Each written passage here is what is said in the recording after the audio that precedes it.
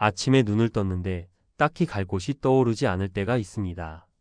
출근할 회사는 이미 없고 전화벨도 잘 울리지 않고 집에 혼자 앉아 있자니 시계 소리만 크게 들립니다. 이때 문득 이런 생각이 스칩니다.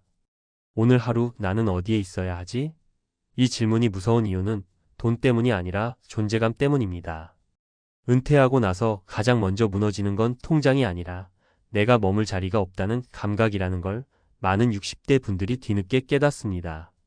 처음엔 다들 이렇게 말하십니다. 은퇴하면 쉬고 책도 읽고 산책도 하고 여유롭게 살 줄 알았다고요. 그런데 막상 회사를 떠나고 몇 달이 지나면 하루가 너무 깁니다. 집은 쉬는 공간이지 하루를 버티는 공간이 아니거든요. 텔레비전은 계속 켜져 있는데 마음은 점점 더 가라앉습니다. 친구들은 아직 일하고 있고 가족은 각자 바쁩니다. 눈치 보지 않고 오래 머물 수 있는 곳, 돈을 쓰지 않아도 되는 곳, 말 안 해도 되는 곳이 필요해집니다.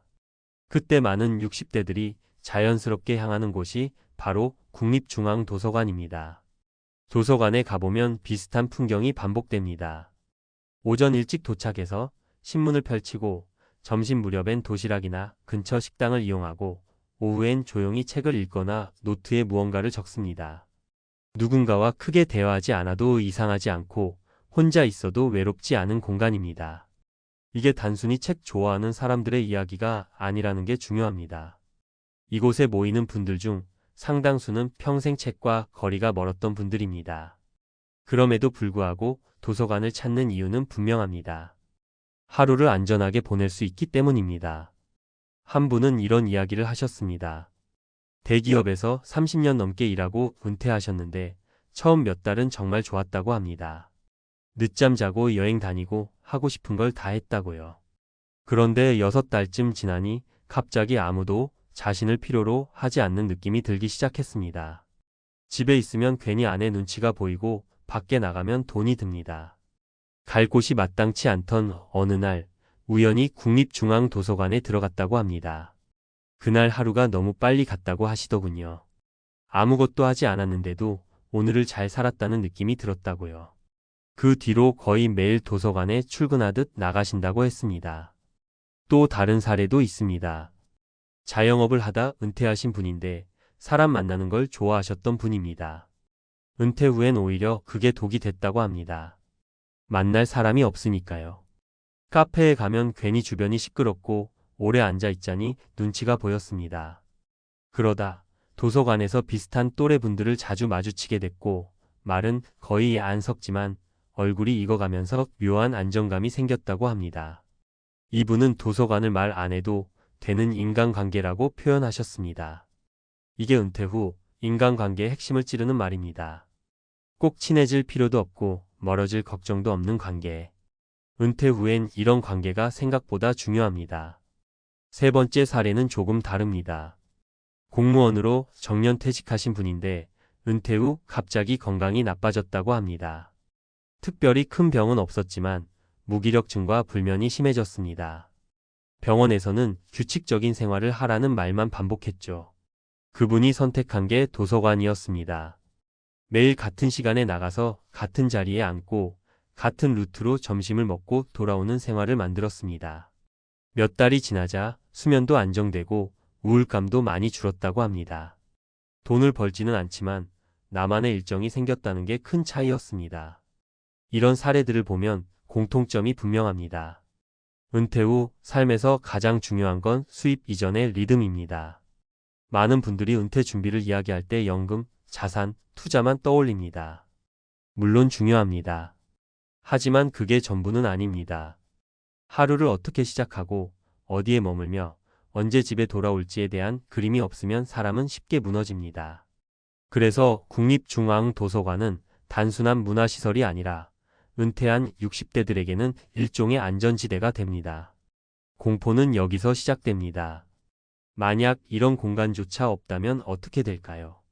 집과 병원, 마트만 오가는 생활이 반복되면 삶은 점점 줄어듭니다. 사람은 생각보다 환경에 크게 영향을 받습니다. 조용하지만 살아있는 공간, 나와 비슷한 처지의 사람들이 있는 장소가 은퇴 후 정신 건강을 지탱해 줍니다. 그래서 도서관에 모이는 현상은 개인의 취향 문제가 아니라 사회적 신호에 가깝습니다. 은퇴자들이 갈 곳이 그만큼 부족하다는 뜻이기도 합니다. 이 이야기가 은퇴 준비와 연결되는 지점은 분명합니다. 은퇴 후 어디서 하루를 보낼 것인가를 미리 고민해 보셨는지 묻고 싶습니다. 집 말고 돈 쓰지 않아도 되고 오래 머물 수 있고 혼자 있어도 괜찮은 공간이 있는지요? 없다면 은퇴 후 어느 순간 많은 분들이 도서관 문을 밀고 들어가게 됩니다. 그것이 나쁘다는 뜻은 아닙니다. 다만 준비 없이 맞닥뜨리면 당황하게 된다는 겁니다. 은퇴는 쉬는 시간이 아니라 구조를 다시 짜는 시간입니다. 국립중앙도서관에 모이는 60대 분들은 우연히 그 답을 찾은 분들입니다. 그곳에서 책을 읽지 않아도 괜찮고 공부를 하지 않아도 괜찮습니다. 중요한 건 하루를 안전하게 보낼 수 있다는 감각입니다. 이 감각이 무너지면 아무리 통장이 두툼해도 노후는 불안해집니다. 혹시 은퇴를 앞두고 계시다면 오늘 한 번만 생각해 보셔도 좋겠습니다. 내가 회사를 떠난 뒤 매일같이 가게 될 곳은 어디일까? 그 질문에 바로 떠오르는 장소가 없다면 그게 바로 준비가 필요한 지점일지도 모릅니다. 앞선 이야기를 조금 더 깊이 파고 들어가 보겠습니다. 왜 하필 도서관일까요? 이건 단순히 조용해서도 공짜라서도 아닙니다. 많은 연구와 책들이 공통으로 말하는 핵심이 하나 있습니다. 은퇴 이후 사람을 지탱하는 건 의미 있는 시간 구조라는 점입니다. 오스트리아 정신과 의사였던 빅터 프랭클은 죽음의 수용소에서에서 인간이 가장 빨리 무너지는 순간은 고통 자체가 아니라 이 시간을 왜 견뎌야 하는지 모를 때라고 말했습니다. 이 말은 은퇴자에게 그대로 적용됩니다. 회사라는 구조가 사라진 뒤 하루를 버텨야 할 이유가 사라지면 사람은 서서히 안쪽부터 무너집니다. 도서관은 대단한 목적을 주진 않지만 최소한 오늘도 여기 왔다라는 이유를 만들어줍니다. 그게 생각보다 큽니다. 노년학 연구에서도 비슷한 결론이 반복됩니다. 은퇴 후 우울감과 인지 저하를 분석한 여러 논문들을 보면 소득 수준보다 훨씬 중요한 변수가 규칙적인 외출 장소의 유무였습니다. 돈이 많아도 하루 종일 집에 머무는 사람보다 특별한 수입이 없어도 매일 같은 시간에 같은 장소로 나가는 사람이 정신건강 지표가 훨씬 안정적이었습니다. 도서관은 이 조건을 거의 완벽하게 충족합니다. 강제도 없고 성과도 요구하지 않지만 자연스러운 리듬을 만들어주니까요.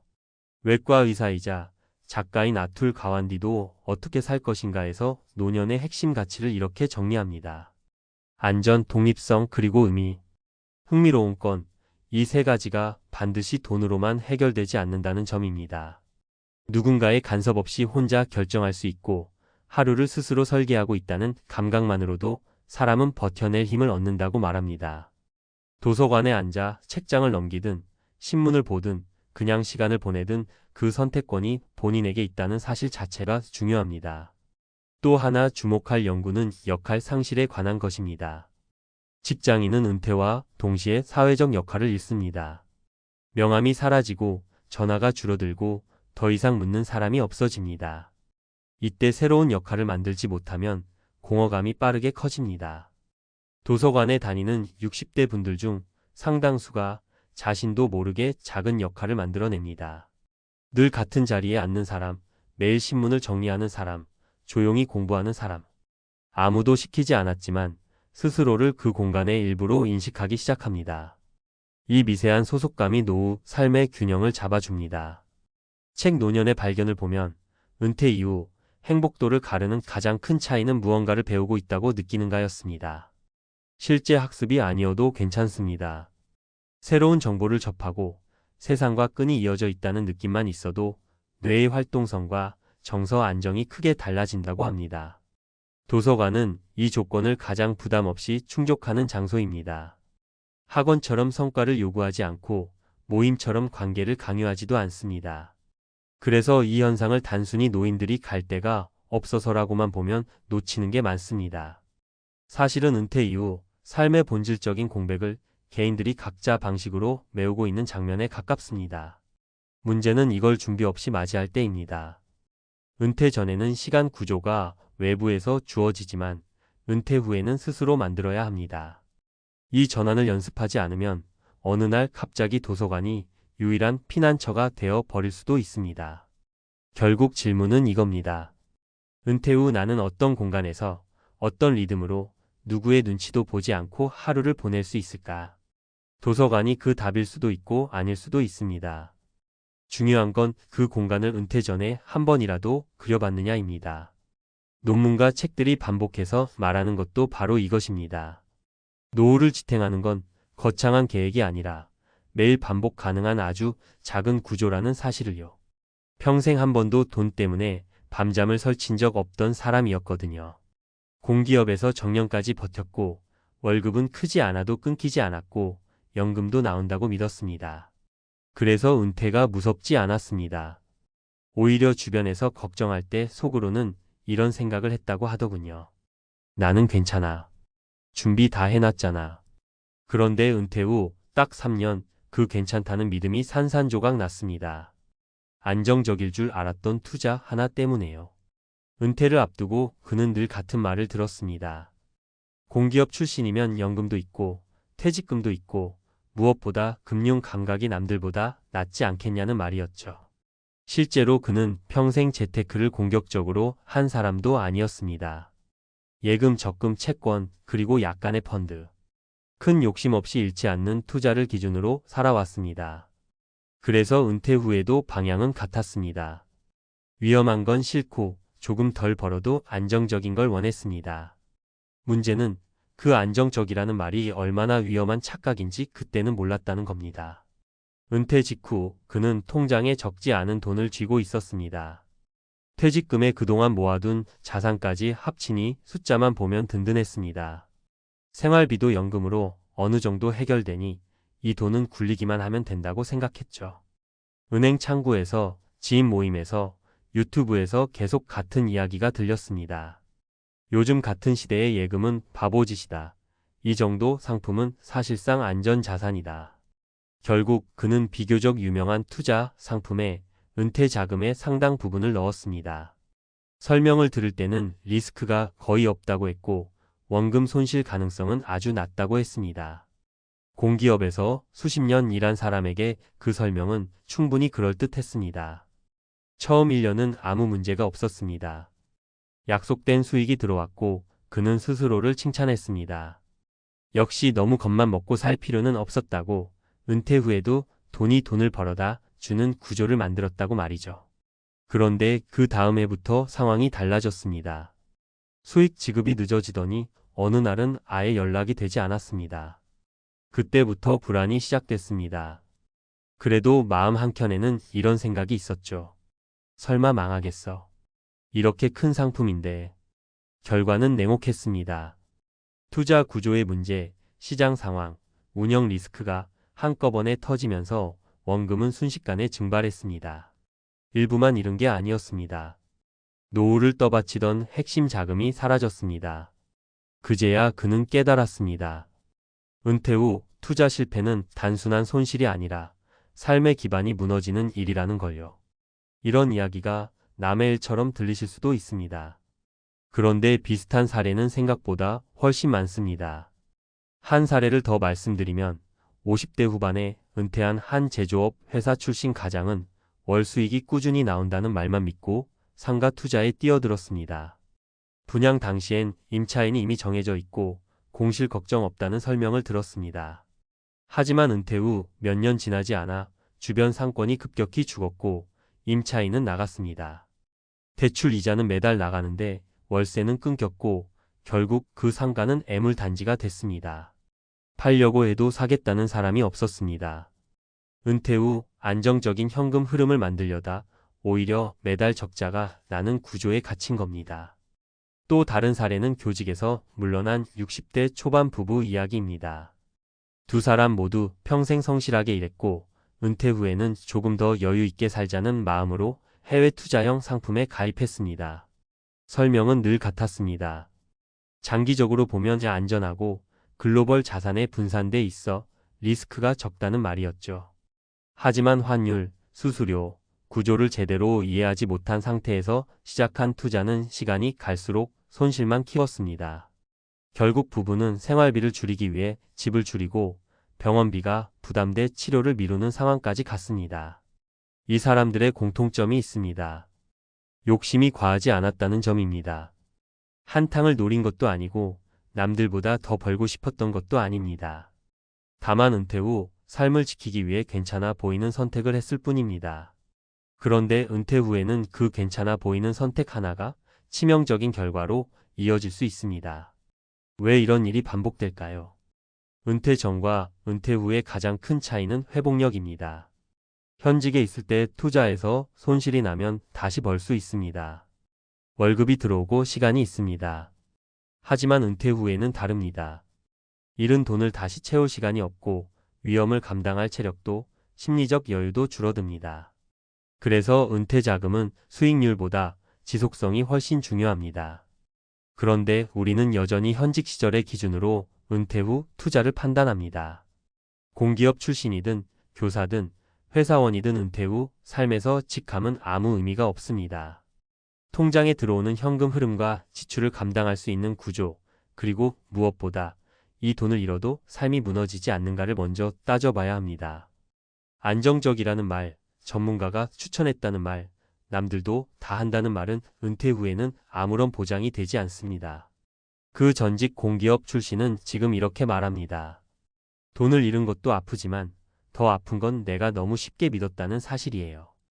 은퇴 후 그는 삶의 속도를 줄이려 했지만 오히려 더 불안한 하루하루를 살고 있습니다. 그 불안은 돈의 문제가 아니라 준비되지 않은 선택의 결과였습니다. 은퇴 준비든 은퇴 후 삶이든 결국 질문은 하나입니다. 이 선택이 정말 내 노후를 지켜주는가, 아니면 단지 불안을 잠시 덮어주는가? 이 질문을 건너뛰는 순간 안정적일 줄 알았던 투자는 가장 무서운 함정이 될 수 있습니다. 앞선 이야기를 조금 떨어져서 보면 이건 개인의 판단 미스라기보다 은퇴 이후 인간이 구조적으로 빠지기 쉬운 함정에 더 가깝습니다. 이걸 감정 말고 연구와 책의 언어로 풀어보면 훨씬 또렷해집니다. 노벨 경제학상 수상자인 데니얼 카너먼은 그의 저서 생각에 관한 생각에서 이런 이야기를 합니다. 사람은 이익을 얻는 기쁨보다 손실에서 느끼는 고통을 훨씬 크게 인식한다고요. 문제는 은퇴 후에는 이 심리가 더 왜곡된다는 점입니다. 왜냐하면 은퇴자는 이미 큰 손실을 감당할 수 없는 상태이기 때문입니다. 그럼에도 불구하고 아이러니하게도 은퇴 직후 가장 위험한 선택을 많이 합니다. 이유는 단순합니다. 평생 모은 돈이 한 번에 눈앞에 나타나거든요.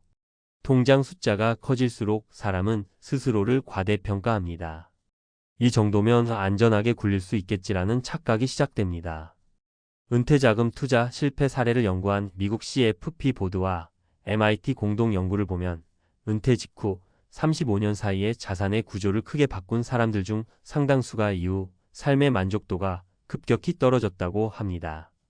흥미로운 건 이 연구에서 실패의 원인이 지나치게 공격적인 투자가 아니라 중간 정도 위험이라고 인식된 상품들이었다는 점입니다.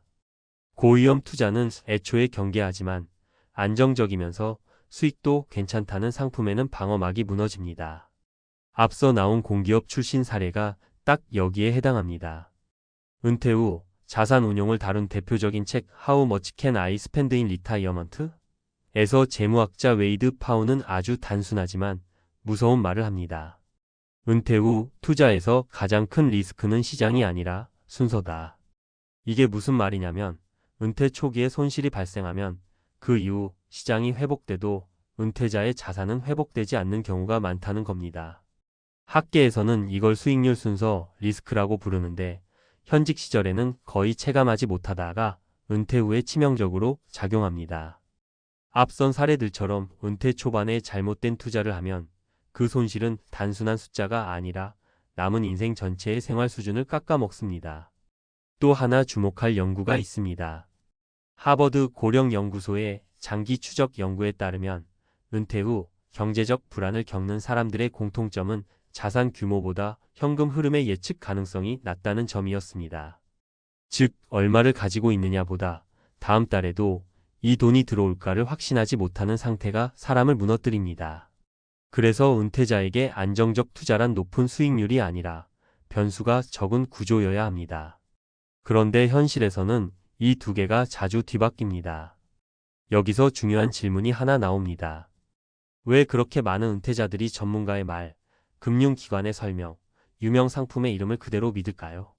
카너먼의 연구에 따르면 사람은 불확실한 상황일수록 권위에 더 쉽게 의존합니다. 은퇴는 인생에서 가장 큰 불확실성의 시작입니다. 월급이 사라지고 역할이 사라지고 시간의 구조가 무너집니다. 이 상태에서 이건 안전합니다 라는 말을 듣는 순간 뇌는 검증을 멈춥니다. 그게 공기업 출신이든 교사든 임원이든 상관없습니다. 결국 은퇴 후 투자 실패는 돈의 문제가 아니라 의사결정 환경의 문제입니다. 현직 시절의 판단 기준을 은퇴 이후에도 그대로 가져온 것, 그리고 이 정도면 괜찮겠지라는 자기 확신이 만든 결과입니다. 책과 논문이 반복해서 말하는 결론은 하나입니다. 은퇴 이후에는 더 똑똑해져야 하는 게 아니라 더 단순해져야 한다는 것. 앞선 공기업 출신 은퇴자의 실패는 특별한 이야기가 아닙니다. 오히려 교과서에 가까운 사례입니다. 안정적일 줄 알았던 투자가 무너진 이유는 시장이 나빠서가 아니라 은퇴 후 삶의 규칙을 모르고 현직 시절의 게임을 계속했기 때문입니다. 은퇴 이후에 돈은 불리는 대상이 아니라 버텨주는 도구라는 사실을 잊는 순간 누구나 같은 길을 걸을 수 있습니다. 이 나이에 다시 출근 준비를 하게 될 줄은 정말 몰랐습니다. 정년은 아직 남았고 통장도 당장 바닥난 건 아닌데 왜 이렇게 숨이 막히는 걸까요?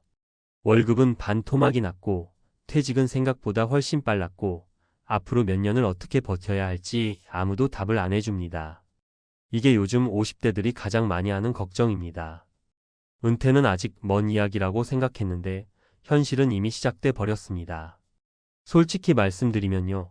많은 분들이 그래도 50대면 아직 괜찮지 않나라고 말합니다. 그런데 그 말이 가장 무섭습니다. 아직 괜찮다는 말은 아직 아무 준비도 안 했다는 뜻으로 들리거든요. 회사에 다닐 땐 매달 월급이 들어오는 게 너무 당연해서 그게 끊기는 순간을 진지하게 상상해 본 적이 없었습니다.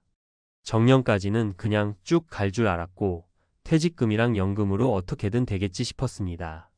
그런데 회사는 생각보다 빨리 등을 돌렸고 시장은 50대를 생각보다 차갑게 대합니다. 이 나이에 다시 일자리를 알아본다는 게 얼마나 자존심 상하고 두려운 일인지 겪어보신 분들은 압니다. 명함에 적힌 직함이 사라지는 순간 사람을 대하는 태도부터 달라집니다. 예전엔 회의실에서 중심에 앉아있던 사람이 이제는 면접실에서 뭐라도 할 수 있습니다 라고 말해야 하는 상황이 됩니다. 그래서 많은 50대가 은퇴 준비가 아니라 은퇴 생존을 고민하게 됩니다. 첫 번째 사례를 말씀드려 보겠습니다. 수도권에서 영업관리 일을 하던 50대 초반의 남자분 이야기입니다. 정년까지 5년은 남았다고 생각했는데 구조조정 대상이 되면서 명예퇴직을 권유받았습니다. 퇴직금을 받았지만 마음이 편하지는 않았습니다. 문제는 그 다음이었습니다. 재취업을 알아보니 이전 연봉의 절반도 제시받기 어렵더랍니다. 결국 선택한 건 물류센터 관리직이었습니다. 월급은 확실히 줄었지만 이분이 가장 안도했던 건 아직 현역이라는 느낌이었습니다. 통장 숫자보다 내가 아직 사회에 필요하다는 감각이 더 중요하다는 걸 그때 처음 알았다고 하시더군요. 두 번째 사례는 여성분입니다. 대기업 협력사에서 회계 일을 하다가 회사가 통째로 정리되면서 한순간에 일자리를 잃었습니다. 아이들은 아직 독립 전이었고 남편 수입만으로는 불안했습니다. 처음엔 집에서 쉬면서 은퇴를 받아들이려 했지만 몇 달 만에 우울감이 밀려왔다고 합니다. 결국 선택한 일은 동네 병원 원무과였습니다. 수입은 예전보다 훨씬 적었지만 생활 리듬이 생기고 사람을 만나는 것만으로도 삶이 다시 정리되는 느낌을 받았다고 합니다. 이분이 하신 말이 인상 깊었습니다. 돈도 중요하지만 아무 역할도 없는 사람이 되는 게 더 무섭더라고요. 세 번째 사례는 조금 다른 이야기입니다. 중견기업 기술직으로 오래 일하던 분인데 퇴직 후 바로 쉬지 않고 계약직 자문 형태로 일을 이어갔습니다. 수입은 줄었지만 일을 완전히 끊지 않은 덕분에 은퇴에 대한 공포가 훨씬 덜했다고 합니다.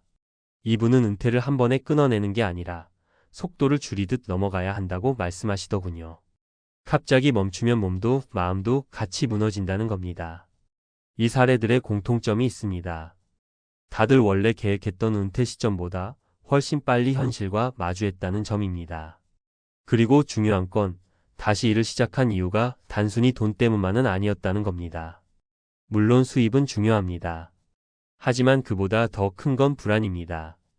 아무 소득도 없이 시간이 흘러가는 것에 대한 두려움, 사회에서 밀려났다는 느낌, 그리고 앞으로 더 나빠질 수 있다는 공포가 사람을 다시 일터로 끌어냅니다. 은퇴 준비를 이야기할 때 많은 분들이 숫자부터 계산합니다. 얼마가 있어야 하나, 연금은 얼마나 나오나. 물론 필요합니다. 그런데 정작 놓치는 게 하나 있습니다. 은퇴 후에도 내가 어떤 역할을 할 수 있는 사람인가 하는 질문입니다. 이 질문에 답이 없는 상태에서 은퇴를 맞으면 통장에 돈이 있어도 마음은 금방 무너집니다. 요즘 50대들이 다시 일터에 서는 이유는 단순합니다. 완전히 준비된 은퇴가 거의 없기 때문입니다. 회사는 더 이상 평생을 책임지지 않고 사회는 50대를 자동으로 환영하지 않습니다. 그렇다고 손 놓고 있을 수도 없습니다. 그래서 많은 분들이 월급이 줄어든 걸 알면서도 정년 전 퇴직이라는 현실을 받아들이면서도 다른 일을 시작합니다. 이걸 실패라고 부를 필요는 없습니다. 오히려 늦게나마 현실을 직시한 선택이라고 봐야 합니다. 은퇴는 어느 날 갑자기 오는 이벤트가 아니라 몇 년에 걸쳐 천천히 적응해야 하는 과정입니다. 그 과정에서 다시 일해보는 경험은 생각보다 큰 자산이 됩니다. 수입도 남고 자신감도 남고 무엇보다 아직 끝나지 않았다는 감각을 지킬 수 있습니다. 혹시 지금 비슷한 상황에 계시다면요. 너무 자신을 몰아붙이지 않으셔도 됩니다. 월급이 줄어든다고 인생이 반토막 나는 건 아닙니다. 다만 아무 준비 없이 멈춰버리는 게 진짜 위험합니다. 은퇴 준비란 결국 돈만이 아니라 은퇴 후에도 살아갈 방식 전체를 준비하는 일이라는 걸 이 시기에 조금이라도 느끼셨다면 아직 늦지 않았습니다.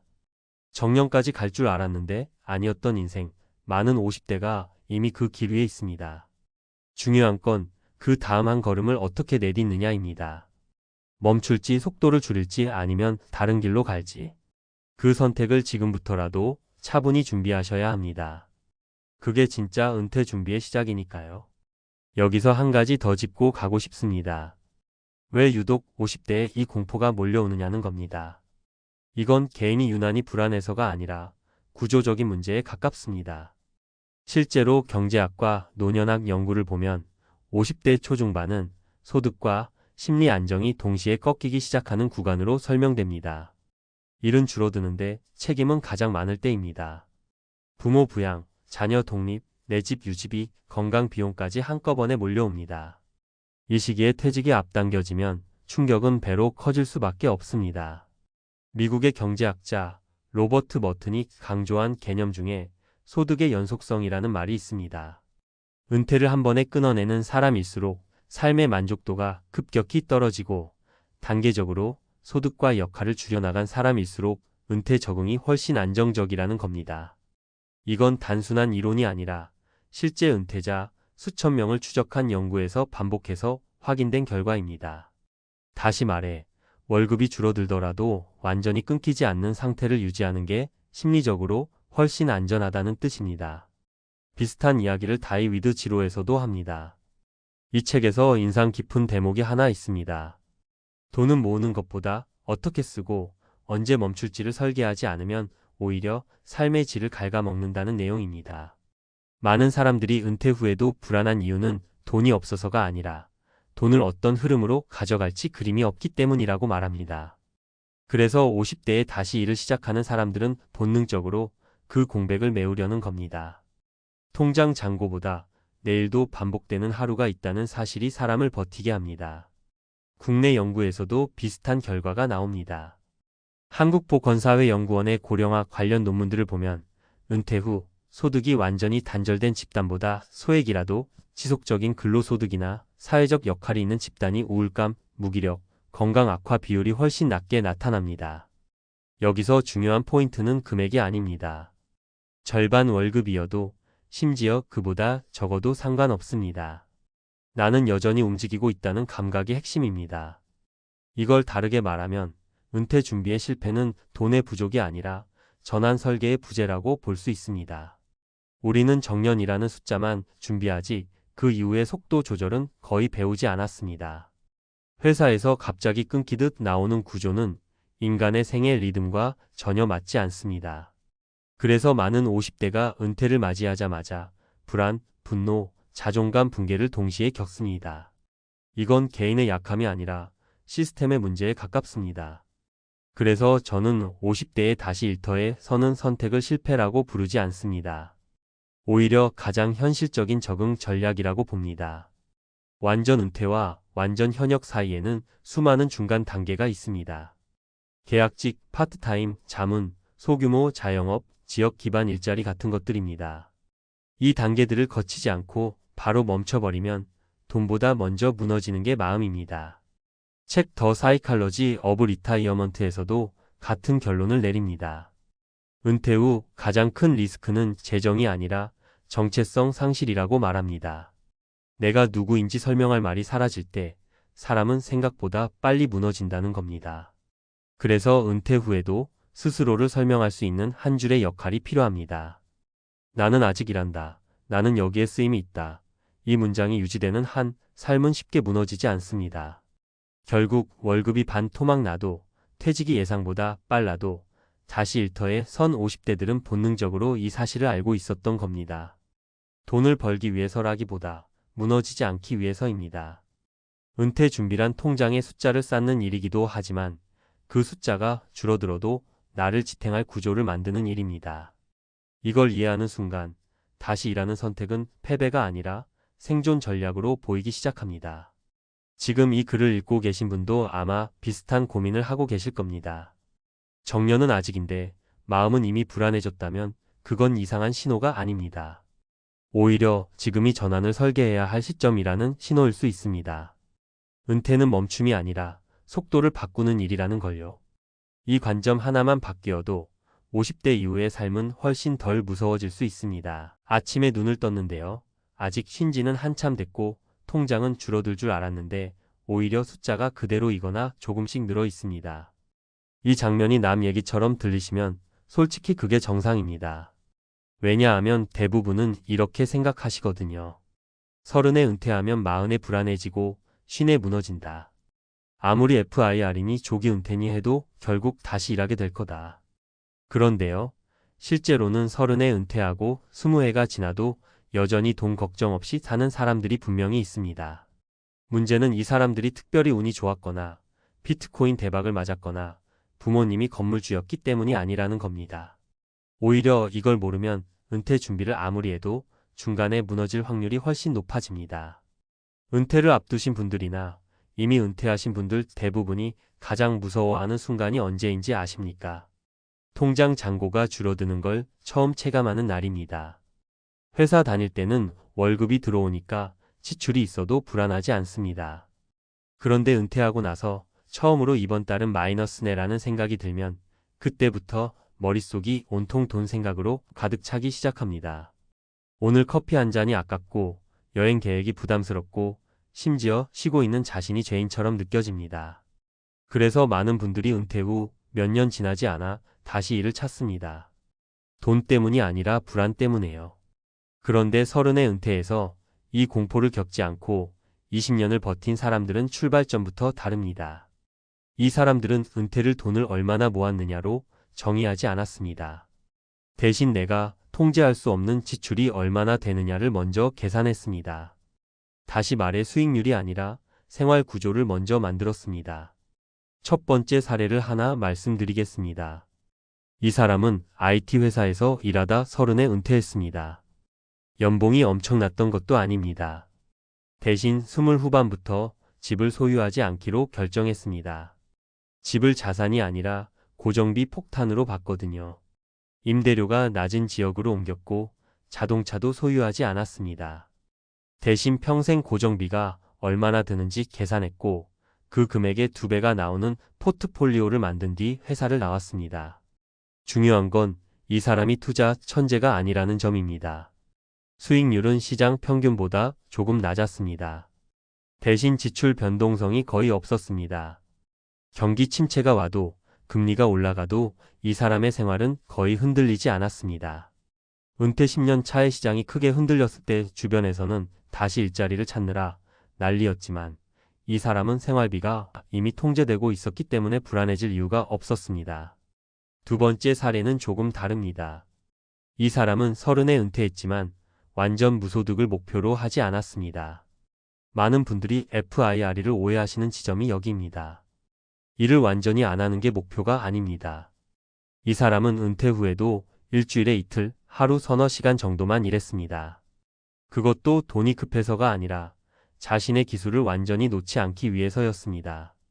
이 소득은 생활비를 충당하기엔 충분하지 않았지만 현금 흐름의 완충장치 역할을 했습니다. 시장이 좋을 땐 투자금이 늘고 시장이 나쁠 땐 이 소득이 심리적 안전망이 되어줬습니다. 덕분에 투자 자산을 공포에 팔아야 할 상황이 오지 않았습니다. 이 차이가 20년 뒤를 완전히 갈랐습니다. 돈보다 중요한 건 마음이었고 이 사람은 그걸 미리 알고 있었습니다. 세 번째 사례는 은퇴 후 삶의 태도에서 차이가 납니다. 이 사람은 은퇴 후 소비가 줄어들 거라 기대하지 않았습니다. 대신 소비의 성격이 바뀔 거라고 봤습니다. 외식과 쇼핑은 줄어들었지만 건강과 관계, 배움에는 돈을 아끼지 않았습니다. 헬스비, 운동, 소규모 모임, 공부 모임에 꾸준히 투자했습니다.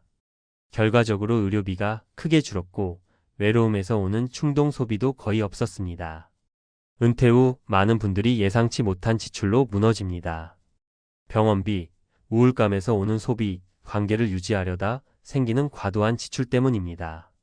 이 사람은 그 위험을 미리 알고 있었고 그래서 돈보다 삶의 구조를 먼저 설계했습니다. 이 세 사람의 공통점이 뭔지 느껴지십니까? 자산 규모가 아닙니다. 나이도 아닙니다. 바로 통제력입니다. 이 사람들은 수입이 줄어들어도 삶이 흔들리지 않는 구조를 먼저 만들었습니다. 은퇴 자금 계산기를 두드리기 전에 은퇴 후 하루가 어떻게 흘러갈지를 먼저 그렸습니다. 돈이 아니라 시간을 설계한 겁니다. 은퇴를 준비하시는 분들께 꼭 드리고 싶은 말이 있습니다. 은퇴는 숫자로 완성되지 않습니다. 생활비, 수익률, 자산 총액도 물론 중요합니다. 하지만 진짜 위험은 은퇴 후에 시작되는 불안입니다. 이 불안을 이기지 못하면 통장에 얼마가 있어도 결국 다시 일하게 됩니다. 반대로 이 불안을 관리할 수 있으면 생각보다 훨씬 적은 돈으로도 오래 버틸 수 있습니다. 30에 은퇴해서 20년을 버틴 사람들은 미래를 낙관해서가 아니라 최악의 상황을 먼저 계산했기 때문에 살아남았습니다. 그리고 그 준비는 지금 은퇴를 앞둔 분들, 이미 은퇴하신 분들 모두에게 여전히 유효합니다. 은퇴 후 가장 무서운 건 돈이 줄어드는 게 아니라 돈 때문에 삶이 작아지는 순간입니다. 그 순간을 피하는 것이야말로 이 사람들이 공통으로 지켜온 진짜 비결이었습니다. 앞에서 이야기한 사람들의 선택을 조금 더 깊이 들여다보면요. 이건 감으로 한 결정이 아니라 이미 연구와 책에서 계속 반복해서 경고해 온 내용과 정확히 맞닿아 있습니다. 우리가 FIR이나 조기 은퇴 이야기를 할 때 자꾸 얼마를 모았느냐에 집착하는데 사실 학자들과 저자들은 오래전부터 전혀 다른 이야기를 해왔습니다. 먼저 많이들 언급하는 연구가 하나 있습니다. 이른바 안전인출률로 알려진 연구인데 여기서 핵심은 수익률이 아닙니다. 인출 시점의 심리와 지출 안정성입니다. 같은 자산 규모라도 은퇴 초기에 큰 변동성을 견디지 못하고 공포에 매도하면 장기 생존 확률이 급격히 떨어진다는 겁니다.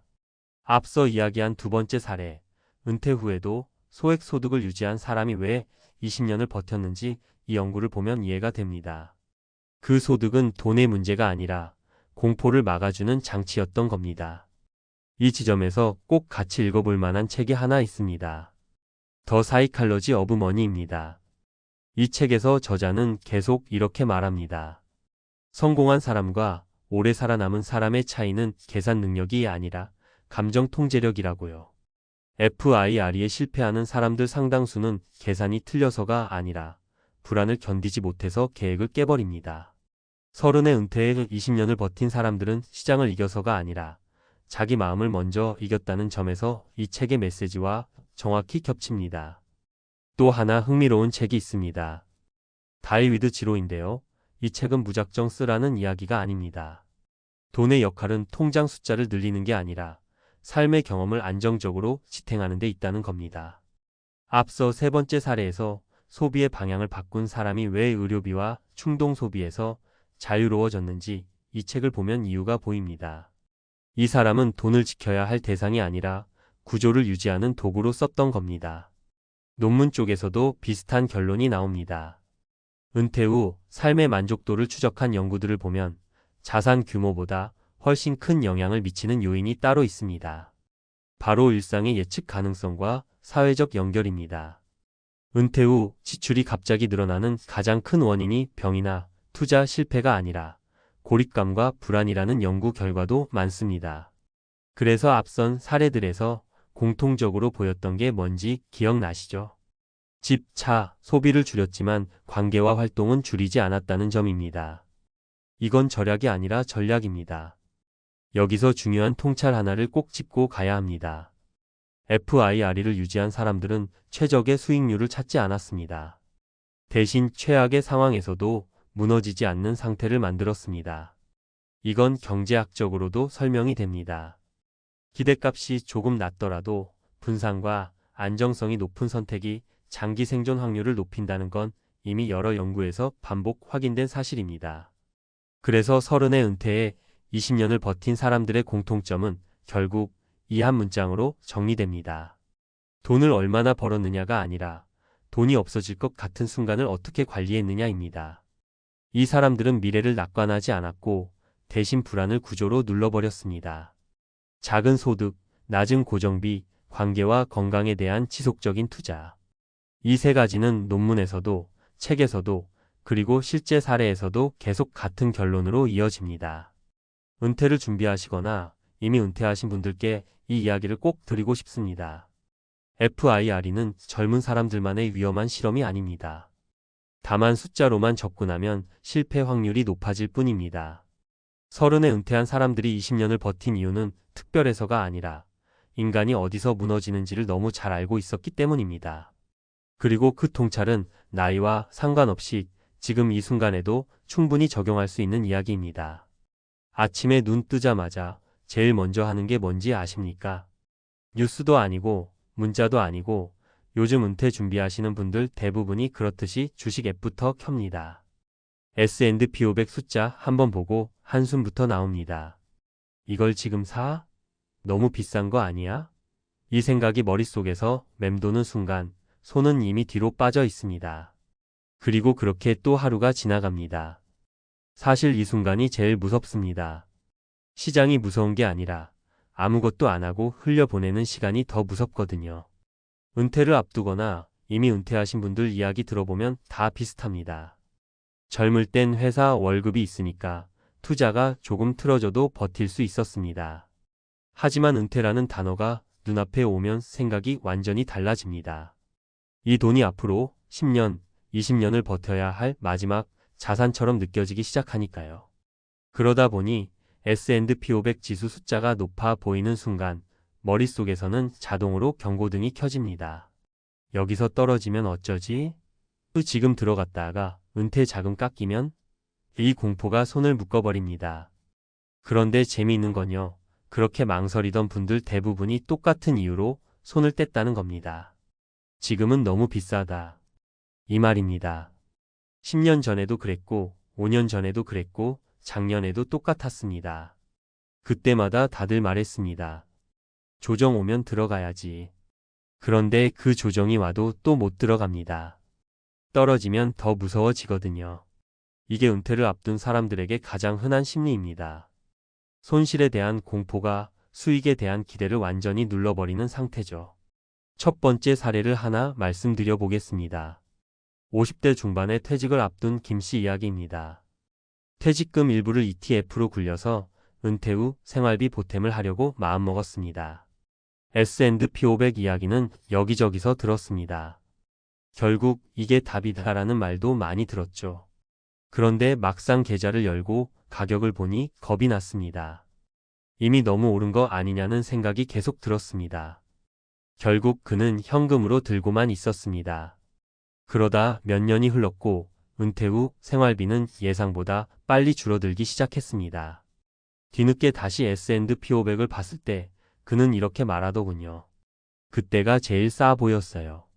문제는 시장이 아니라 타이밍에 대한 집착이었습니다. 두 번째 사례는 이미 은퇴한 박 씨입니다. 은퇴 직후 큰 변동성을 겪은 적이 있어서 주식에 대한 기억이 썩 좋지 않았습니다.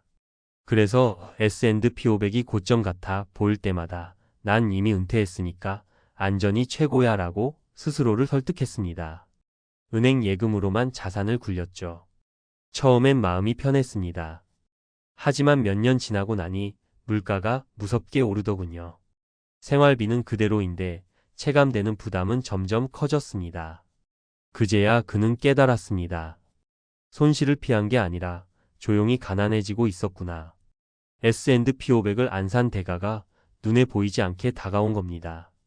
세 번째 사례는 좀 다릅니다. 이 씨는 은퇴 후에도 소액으로라도 시장에 계속 남아있던 분입니다. S&P 500이 비싸 보일 때도 싸 보일 때도 일정 금액을 꾸준히 넣었습니다. 처음엔 본인도 불안했다고 합니다. 이게 맞나? 싶은 순간이 한두 번이 아니었죠. 하지만 시간이 지나고 나서 돌아보니 가격이 아니라 계속 시장에 있었던 것이 가장 큰 차이를 만들었다고 말합니다. 은퇴 후에도 매달 들어오는 배당과 자산 증가를 보면서 심리적 안정감이 완전히 달라졌다고 하더군요. 이 세 사례를 놓고 보면 공통점이 분명합니다. S&P 500이 비싸 보인다는 느낌은 사실 숫자의 문제가 아니라 마음의 문제라는 겁니다. 특히 은퇴를 앞두거나 은퇴한 분들은 손실에 대한 공포가 훨씬 큽니다. 행동경제학에서도 이걸 손실회피 성향이라고 부르죠. 같은 금액이라도 얻는 기쁨보다 잃는 고통을 훨씬 크게 느끼는 겁니다. 그래서 가격이 높아 보이는 순간 뇌는 자동으로 위험이라고 판단합니다. 하지만 은퇴 준비나 은퇴 후 삶에서 중요한 건 단기 가격이 아닙니다. 시간입니다. 은퇴했다고 해서 투자 시간이 끝난 게 아닙니다. 평균적으로 은퇴 후에도 20년, 길게는 30년을 살아가야 합니다.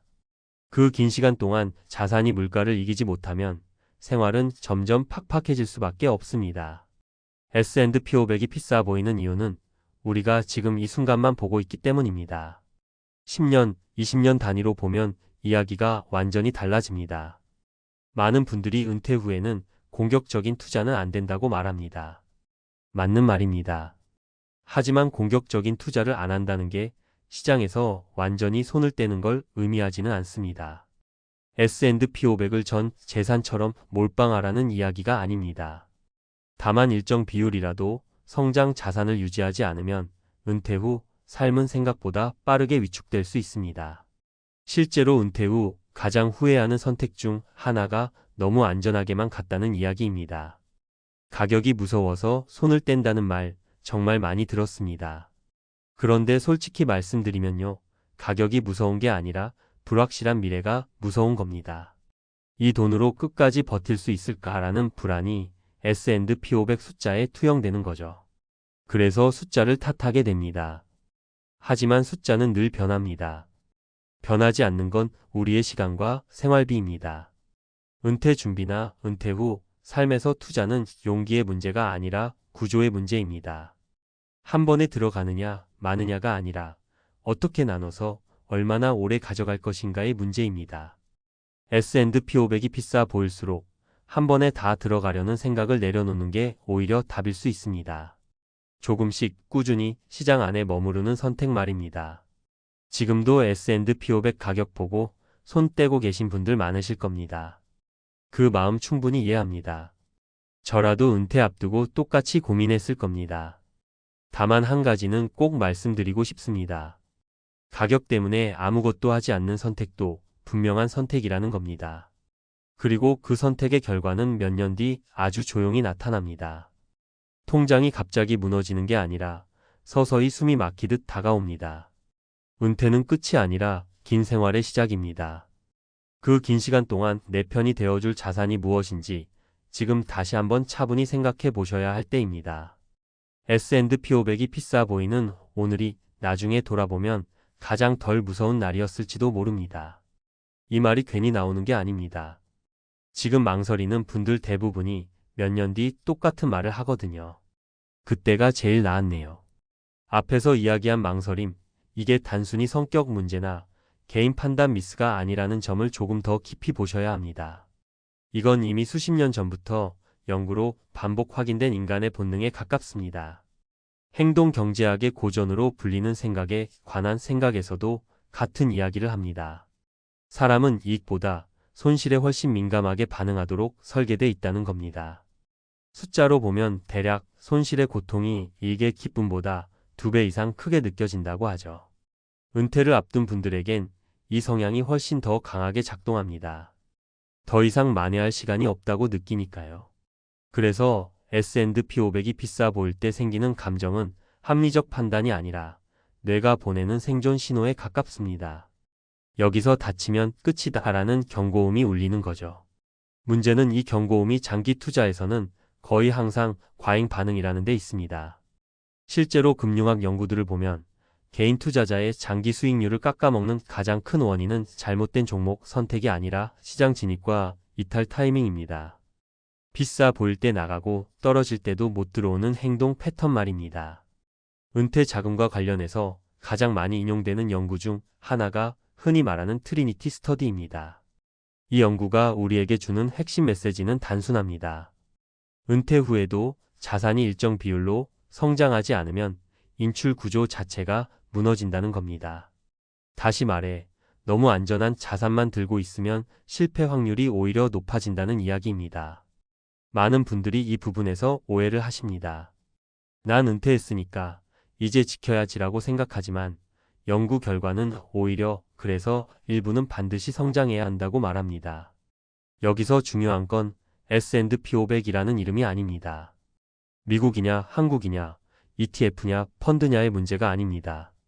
핵심은 성장 자산을 포기하는 순간 은퇴 설계가 통계적으로 불리해진다는 사실입니다. 여러 금융학 논문에서 공통적으로 나오는 결론이 있습니다. 은퇴 후에도 주식 비중이 일정 수준 유지된 포트폴리오가 극단적으로 보수적인 포트폴리오보다 장기 생존 확률이 높다는 점입니다. 이건 감이 아니라 데이터 이야기입니다. 또 하나 흥미로운 연구들이 있습니다. 은퇴자들의 후회를 추적한 심리 연구를 보면 가장 후회가 오래 남는 선택은 과감하게 시도했다가 실패한 것이 아니라 아예 시도하지 않은 것이었습니다. 투자에서도 마찬가지입니다. 시장에 들어갔다가 손실을 본 기업보다 끝내 못 들어간 채 시간을 흘려보낸 기억이 더 오래 남습니다. 앞서 사례로 나온 분들이 몇 년 뒤 공통적으로 하는 말이 바로 그겁니다. 그때는 무서워서 못 샀는데 지금 보니 그게 제일 싸 보인다. 책에서도 같은 이야기를 반복합니다. 장기 투자 관련 고전들을 보면 하나같이 강조하는 문장이 있습니다. 위험은 가격 변동성이 아니라 계획에서 벗어나는 것이다. 은퇴 준비에서는 특히 이 문장이 뼈아프게 다가옵니다. 가격이 높아 보일 때마다 계획을 멈추면 그 순간부터 투자는 전략이 아니라 감정 싸움이 됩니다. 그래서 은퇴 전후 투자에서 가장 중요한 질문은 이겁니다. 지금 비싼가? 가 아니라 이 자산을 몇 년 가져갈 생각인가? 입니다. 기간을 길게 잡을수록 가격에 대한 공포는 상대적으로 작아집니다. 반대로 기간을 짧게 생각할수록 모든 숫자가 위협처럼 보입니다. 은퇴했다고 해서 시간이 짧아진 게 아닙니다. 오히려 투자 관점에서는 아직 긴 시간대가 남아있는 경우가 대부분입니다. 결국 S&P 500 가격이 무서워 보이는 이유는 시장 때문이 아니라 은퇴라는 단어가 주는 심리적 압박 때문입니다. 이 압박을 이기는 방법은 용기가 아니라 구조입니다. 논문과 책들이 공통으로 말하는 것도 바로 그 지점입니다. 감정에 맡기지 말고 규칙과 비율로 움직이라는 것. 은퇴 후 삶을 지탱하는 건 한 번의 용감한 결단이 아니라 흔들려도 계속 작동하는 구조입니다. 지금도 가격 보고 손을 떼고 계신 분들 계실 겁니다. 그 선택이 왜 이렇게 자연스럽게 느껴지는지 이제는 조금 이해가 되셨을 겁니다. 다만 이해하는 것과 그대로 두는 건 다른 문제입니다. 연구와 데이터가 계속해서 말해주는 방향은 분명합니다. 은퇴 후에도 가장 위험한 선택은 아무것도 하지 않는 것입니다. 카드 명세서 알림이 뜨는 순간 가슴이 덜컥 내려앉습니다. 은퇴만 하면 숨 좀 돌릴 줄 알았는데 숫자는 오히려 더 빠르게 줄어들고 있거든요. 우린 검소하게 사는데 왜 이렇게 나가? 이 말 60대 부부들 사이에서 정말 많이 나옵니다. 은퇴 전엔 월급이라는 방패가 있었고 대충 넘어가도 다음 달이 있었죠. 그런데 은퇴 후엔 한 번의 지출이 바로 공포로 이어집니다. 이게 시작입니다. 은퇴 후 삶에서 가장 무서운 순간은 큰 투자 실패가 아니라 매달 반복되는 작은 예상 밖의 지출이라는 걸 깨닫는 순간이거든요. 많은 분들이 은퇴 준비를 하면서 이렇게 생각하십니다. 집도 있고 차도 있고 아이들 다 키웠고 연금도 나오니 생활비는 확 줄겠지. 그런데 막상 은퇴하고 1년만 지나면 부부가 마주 앉아 같은 말을 합니다. 우리가 뭘 잘못 계산한 걸까? 이 질문의 답은 의외로 단순합니다. 줄어들 줄 알았던 지출이 안 줄어든 게 아니라 아예 다른 지출이 생겼기 때문입니다. 그것도 꽤 치명적인 것들로요. 첫 번째로 많이들 충격받는 게 병원과 건강 관련 지출입니다. 은퇴 전에는 회사 건강검진, 단체 보험, 직장 근처 병원 덕을 많이 봤습니다. 아프면 참고 일하다가 주말에 해결하면 됐죠. 그런데 은퇴 후에는 시간이 많아지면서 몸의 작은 신호들이 전부 눈에 들어옵니다. 허리, 무릎, 위, 혈압, 당뇨, 치아까지 하나씩 챙기다 보면 병원 가는 날이 일상이 됩니다. 문제는 이게 한 번에 끝나는 비용이 아니라는 겁니다. 약값은 매달 고정으로 나가고 비급여 검사나 치료는 생각보다 부담이 큽니다. 실제로 은퇴한 지 2년 된 한 부부는 큰 병은 없는데 병원비가 월세처럼 나간다고 하시더군요. 은퇴 전엔 상상도 못했던 구조입니다. 두 번째는 식비입니다. 은퇴하면 외식 줄고 집밥 늘 거라고 생각하시죠. 그런데 현실은 정반대인 경우가 많습니다. 집에 있는 시간이 늘면서 하루 3끼를 전부 집에서 해결하거나 귀찮아서 외식을 하게 됩니다. 특히 부부 둘이만 남으면 요리하기 애매해져서 배달이나 간단한 외식이 잦아집니다. 예전엔 점심은 회사에서 해결했는데 이제는 매일 점심값이 통장에서 빠져나갑니다. 10,000원짜리 점심이 뭐 대수야라고 생각하다가 한 달 지나서 합계를 보면 말이 안 나옵니다. 은퇴 후 식비는 줄어드는 항목이 아니라 관리 안 하면 가장 빨리 불어나는 항목입니다. 세 번째는 인간관계와 여가비입니다.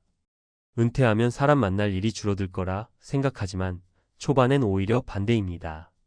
그동안 못 만났던 친구, 동호회, 친척 모임이 한꺼번에 몰려옵니다. 거기에 여행, 취미, 문화생활까지 겹치면 지출이 눈덩이처럼 커집니다. 특히 은퇴 초반 12년은 보상 심리가 작동합니다. 이 정도는 누려도 되지라는 생각이 반복되죠. 문제는 이 시기가 가장 돈 관리가 느슨해지는 시기라는 겁니다. 실제로 한 부부는 은퇴 첫 해의 여행과 모임에 집중하다가 2년 차에 들어서서야 통장을 보고 현실을 깨달았다고 하시더군요. 여기서 중요한 건 이 세 가지 지출이 따로따로 오는 게 아니라 동시에 온다는 점입니다.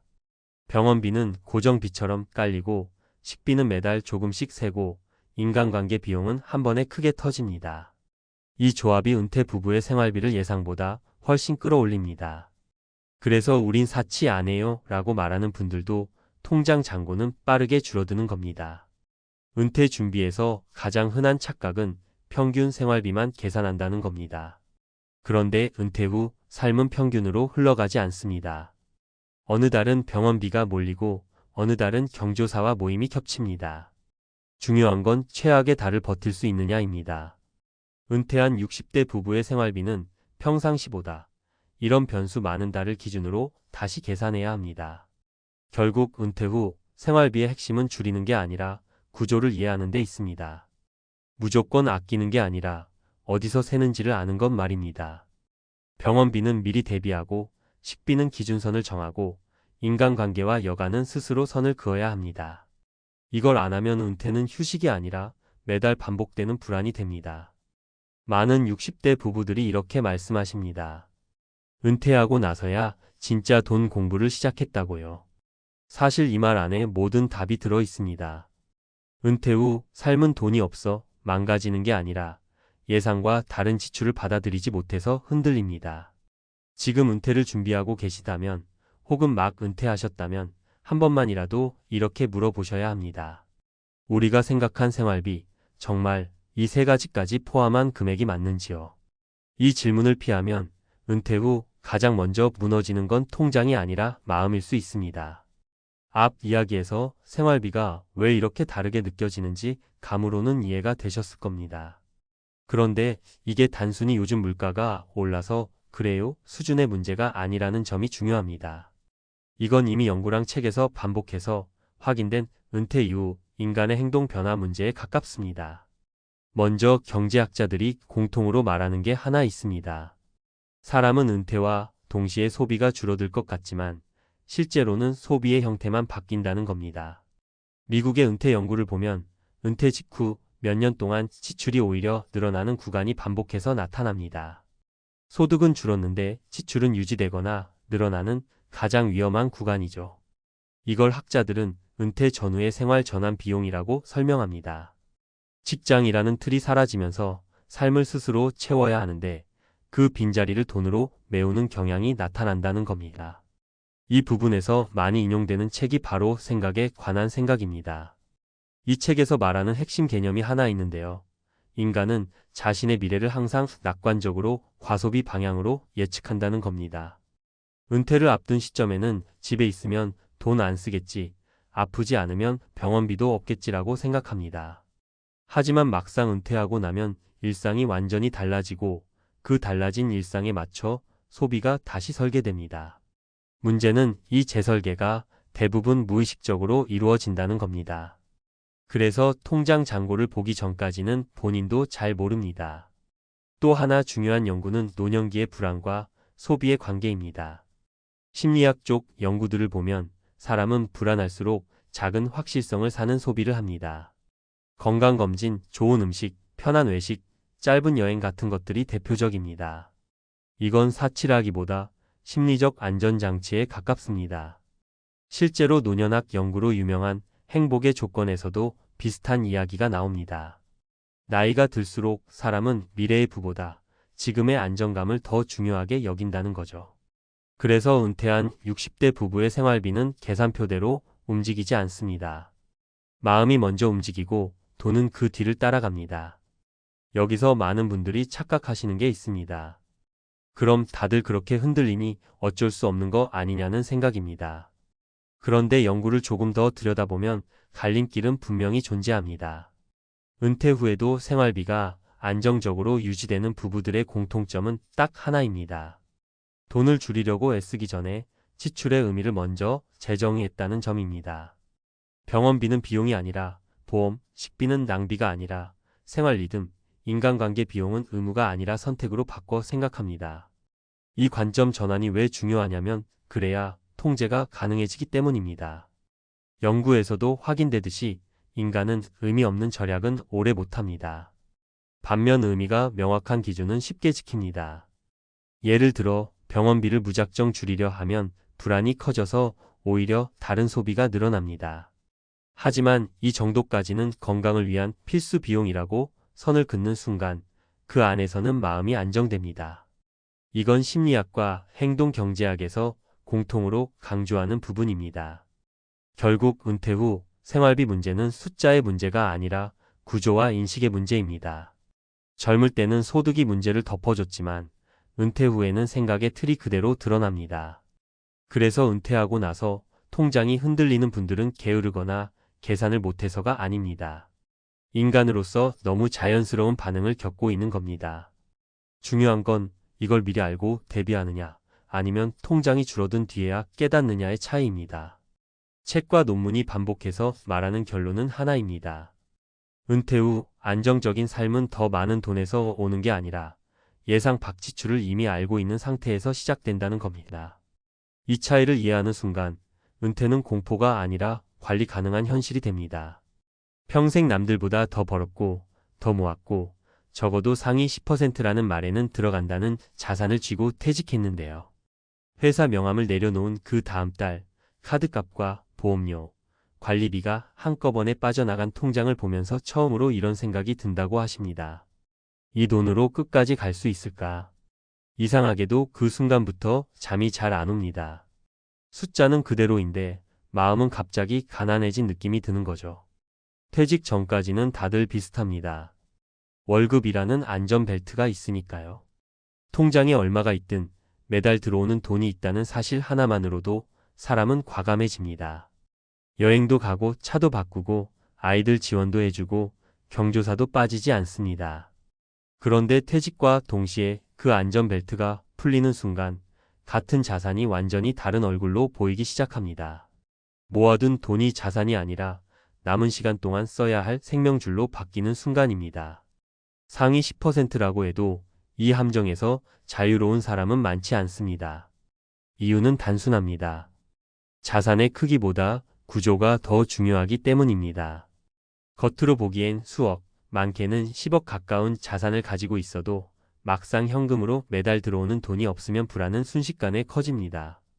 특히 우리나라 은퇴자들의 자산 구조는 집 한 채에 지나치게 쏠려 있는 경우가 많습니다. 살고 있는 집이 시세로는 비싸 보이지만 그 집이 당장 생활비를 만들어주지는 않거든요. 첫 번째 사례를 한번 보겠습니다.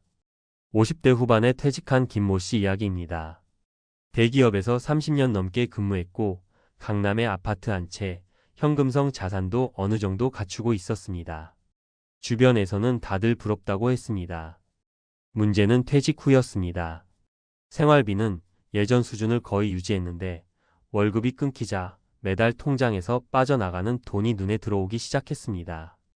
의료보험료, 재산세, 관리비, 자녀 결혼 지원까지 겹치면서 생각보다 빠르게 현금이 줄어들었습니다. 집은 있지만 팔 수는 없고 전세를 주자니 이사 갈 곳이 마땅치 않았습니다. 결국 김 씨는 상위 10% 자산가라는 타이틀을 가진 채 매달 통장 잔고를 계산하며 불안 속에 살게 되셨습니다. 두 번째는 자영업을 오래 하다 은퇴한 박모 부부 사례입니다. 젊을 때 장사가 잘 돼 건물 한 채를 마련했고 그게 노후의 전부라고 생각하셨습니다. 문제는 건물 수익이 생각보다 불안정했다는 점입니다. 공실이 생기고 임차인이 바뀔 때마다 수리비가 들고 대출 이자는 계속 나갔습니다. 퇴직 전에는 가게 수입으로 이런 변동성을 감당했지만 은퇴 후에는 작은 변수 하나에도 생활이 흔들렸습니다. 자산 가치는 컸지만 매달 손에 쥐는 돈은 들쭉날쭉했습니다. 결국 부부는 외식도 줄이고 여행도 포기하면서 부자 노후와는 거리가 먼 생활을 하게 되셨습니다. 세 번째는 전문직으로 일하다 일찍 은퇴한 이모 씨 이야기입니다. 젊을 때부터 열심히 투자해 자산 규모는 분명 상위권이었습니다. 하지만 대부분이 주식과 펀드에 묶여 있었고 변동성이 큰 자산이었습니다. 은퇴 직후 시장이 흔들리자 자산 가치가 눈에 띄게 줄었습니다. 장기적으로는 회복될 수 있다는 걸 머리로는 알지만 당장 써야 할 생활비를 생각하면 마음이 편할 수가 없었습니다. 결국 이 씨는 필요 이상으로 지출을 줄이고 사람 만나는 것도 꺼리게 되셨습니다. 돈이 부족해서가 아니라 줄어들까 봐 무서워서였습니다. 이런 사례들을 보면 공통점이 하나 있습니다. 상위 10%라는 숫자가 노후의 안전을 보장해 주지는 않는다는 점입니다. 은퇴 후 삶에서는 총 자산보다 현금 흐름 그리고 지출을 감당할 수 있다는 심리적 안정이 훨씬 중요해집니다.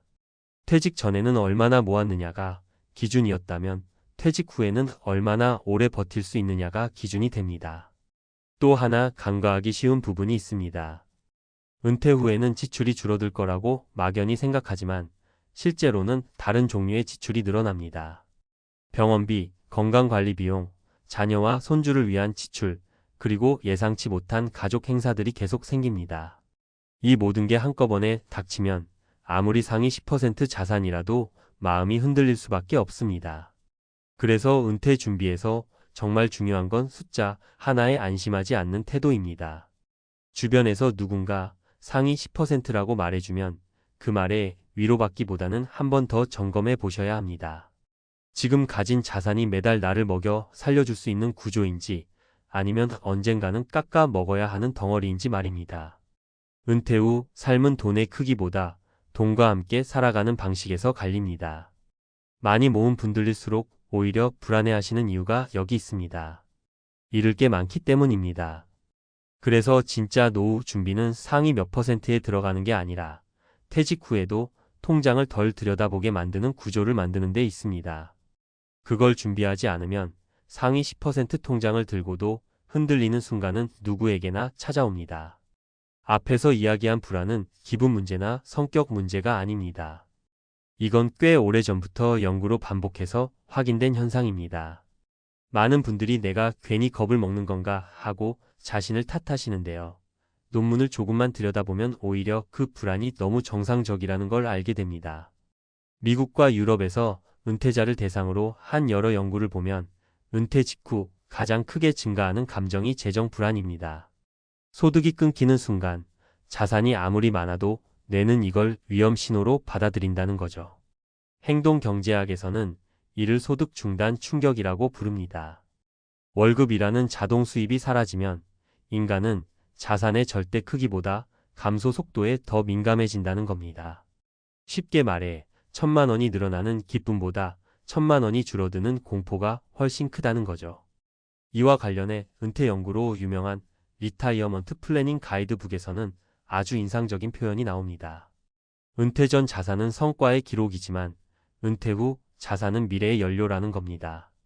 기록일 때는 많을수록 자부심이 생기지만 연료가 되는 순간부터는 언제 바닥날지 계산하게 됩니다. 상위 10% 자산가들이 오히려 더 불안해지는 이유가 바로 여기 있습니다. 연료 탱크가 크다는 건 그만큼 소모를 의식하게 된다는 뜻이기도 하거든요. 또 하나 중요한 연구가 있습니다. 노후 생활 만족도를 분석한 여러 논문을 보면 총 자산 규모와 행복도의 상관관계는 생각보다 약합니다. 대신 매달 안정적으로 들어오는 현금 흐름이 있는 사람들의 만족도는 훨씬 높게 나타납니다. 집 한 채를 더 가진 사람보다 금액은 작아도 예측 가능한 수입이 있는 사람이 마음이 편하다는 결과가 반복해서 나옵니다. 이건 한국 은퇴자에게 특히 치명적인 부분입니다. 자산은 많은데 매달 들어오는 돈은 국민연금 하나뿐인 구조가 워낙 흔하기 때문입니다. 심리학 쪽 연구를 보면 더 씁쓸해집니다. 은퇴 후 자산이 많은 사람일수록 지출을 줄이는 경향이 강하다는 결과도 있습니다. 돈이 없어서가 아니라 잃는 게 무서워서입니다. 이걸 보유 회피 성향이라고 부르는데요. 가진 것이 클수록 그것을 지키려는 본능이 강해집니다. 그래서 상위 10%임에도 불구하고 여행을 미루고 사람 만나는 걸 줄이고 삶의 반경이 오히려 좁아지는 분들이 많아집니다. 숫자는 부자인데 체감 삶은 가난해지는 아이러니가 생기는 겁니다. 책과 논문들이 공통적으로 말하는 결론은 하나입니다. 은퇴 준비의 핵심은 얼마를 모았느냐가 아니라 불안을 어떻게 관리할 구조를 만들었느냐입니다. 현금 흐름, 지출의 유연성, 그리고 최악의 상황에서도 버틸 수 있다는 확신. 이 세 가지가 갖춰지지 않으면 자산 상위 10%도 은퇴 후 흔들릴 수밖에 없습니다. 그래서 진짜 위험한 건 돈이 부족한 노후가 아니라 구조 없이 많은 돈을 들고 은퇴하는 겁니다. 숫자는 크지만 방향이 없을 때 그 돈은 든든한 방패가 아니라 매일 확인해야 하는 공포의 대상이 됩니다. 은퇴 후 삶에서 가장 큰 차이는 결국 여기서 갈립니다. 통장 잔고가 아니라 그 통장을 덜 들여다보게 만드는 설계 말입니다. 그 설계가 없는 한 상위 10%라는 말은 노후를 지켜주는 보험이 아니라 불안을 더 크게 만드는 착각이 될 수 있습니다.